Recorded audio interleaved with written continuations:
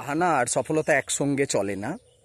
তো যারা বিভিন্ন ধরনের বাহানা বাবা মা বন্ধু বান্ধব এবং এমনকি নিজেকে দিচ্ছ, আমি তো তাদের বলবো তাদের ভাগ্য একদম খারাপ, তাদের ভবিষ্যৎ একদম নিশ্চিত জলে পড়ে যাচ্ছে।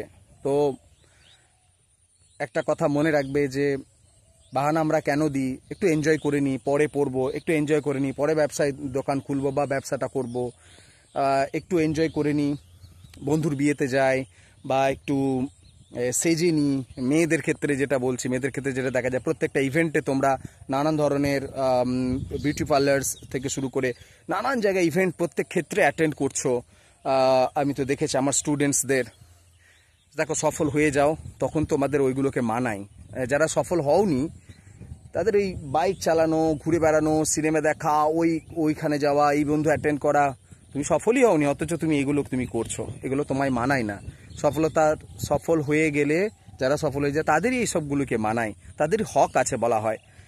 কেন বলছি তাহলে বলবে তোমরা কি স্যার আমরা কি তাহলে এনজয় করবো না? অবশ্যই করো, সফল হয়ে যাও তারপর করো।